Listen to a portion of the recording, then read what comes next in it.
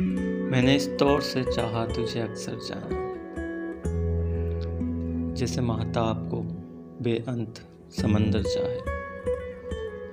جیسے سورج کی کرن سیب کے دل میں اترے، جیسے خوشبو کو ہوا رنگ سے ہٹ کر چاہے، جیسے پتھر کے کلیجے سے کرن پھوٹتی ہے، جیسے غنچے کھلے موسم سے حنا مانگتے ہیں، جیسے خوابوں میں خیالوں کی کماں ٹوٹتی ہے، جیسے بارش کی دعا آب لاپا مانگتے ہیں۔ میرا ہر خواب میرے سچ کی گواہی دے گا، میرا ہر خواب میرے سچ کی گواہی دے گا، وسعت دید نے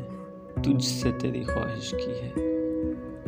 میری سوچوں میں کبھی دیکھ سراپا اپنا، میری سوچوں میں کبھی دیکھ سراپا اپنا، میں نے دنیا سے الگ تجھ سے عقیدت کی ہے۔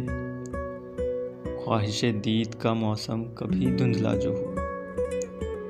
خواہش دید کا موسم کبھی دھندلا جو ہوا،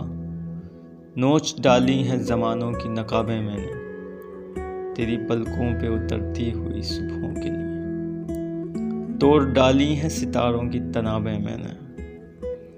میں نے چاہا کہ تیرے حسن کی گلنار فضا، میں نے چاہا کہ تیرے حسن کی گلنار فضا میری غزلوں کی قطاروں سے دہکتی جائے۔